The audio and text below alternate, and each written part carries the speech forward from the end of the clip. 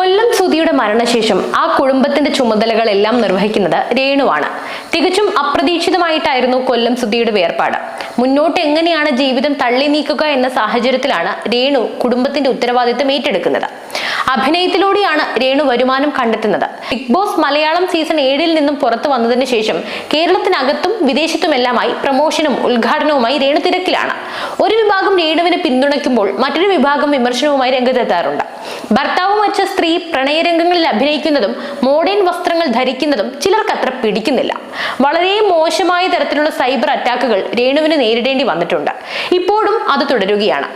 Big ബോസിൽ പങ്കെടുക്കാൻ പോയപ്പോൾ രേണുവിനെതിരെയുള്ള സൈബർ ആക്രമണം നല്ല രീതിയിൽ കുറഞ്ഞിരുന്നു. ഇപ്പോഴിതാ രേണു കലാരംഗത്ത് സജീവമാകുന്നതിൽ തുറന്നു പറച്ചിലുകൾ നടത്തിയിരിക്കുകയാണ് മിമിക്രി കലാകാരനും നടനുമായ ബിനു അടിമാലിയും ആർട്ടിസ്റ്റും സെലിബ്രിറ്റി മേക്കപ്പ് ആർട്ടിസ്റ്റുമായ സൂര്യ ഐഷാനും. ഇരുവരും കൊല്ലം സുധിയുമായി വർഷങ്ങളോളം സൗഹൃദം പുലർത്തിയിരുന്നവരാണ്. സുധി മരണപ്പെട്ട ആ കാർ യാത്രയിൽ ബിനുവും ഒപ്പമുണ്ടായിരുന്നു. ബിനുവിന് അന്ന് ചില പരിക്കുകൾ സംഭവിച്ചിരുന്നു. മിമിക്രി റിയാലിറ്റി ഷോകളിൽ ഒരുമിച്ച് മത്സരിച്ചിരുന്ന കാലത്താണ് സുധിയുമായി സൂര്യയ്ക്ക് സൗഹൃദം ഉടലെടുത്തത്. സൂര്യ പിന്നീട് മേക്കപ്പ് ആർട്ടിസ്റ്റായി മാറി. ഇപ്പോഴിതാ രേണുവിന് കിട്ടുന്ന ഫെയിമിലും അവർക്കുണ്ടായ വളർച്ചയിലും സന്തോഷമേ ഉള്ളൂ എന്ന് പറയുകയാണ് ബിനു അടിമാലിയും സൂര്യയും. രേണു ജീവിക്കാൻ വേണ്ടിയാണ് കഷ്ടപ്പെടുന്നതെന്ന യാഥാർത്ഥ്യം എല്ലാവരും മനസ്സിലാക്കണമെന്ന് ഇരുവരും പറയുന്നു. രേണുവിന്റെ വളർച്ചയിൽ ഞാൻ ഭയങ്കര ഹാപ്പിയാണ്. പിന്നെ എന്റെ സുധിയുടെ മക്കളെ പോറ്റാനാണല്ലോ അത് ഇങ്ങനെ കിടന്ന് കഷ്ടപ്പെടുന്നത്. അതിൽ സന്തോഷമേ ഉള്ളൂ. അവരെ ഇത്തരത്തിൽ ഉപദ്രവിക്കുന്നതിനോട് യോജിപ്പില്ല.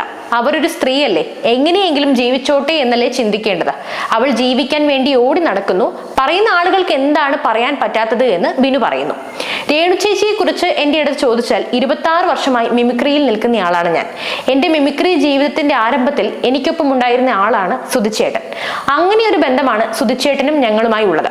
മാത്രവുമല്ല സുധിച്ചേട്ടന്റെ ലൈഫിലെ ഓരോ ഏറ്റക്കുറച്ചിലുകളും കണ്ട ഒരാളാണ് ഞാൻ.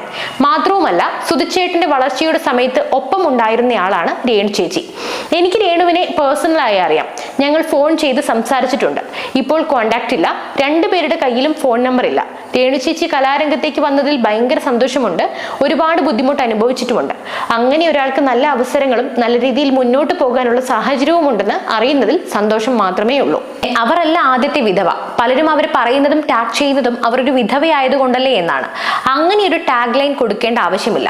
അവർ ജീവിക്കാനാണ് സ്ട്രഗിൾ ചെയ്യുന്നത്. അതിനിടയിൽ അവർ അവരുടെ ജീവിതം ആസ്വദിക്കുകയും ചെയ്യുന്നു എന്നാണ് സൂര്യ ഐഷാൻ പറയുന്നത്.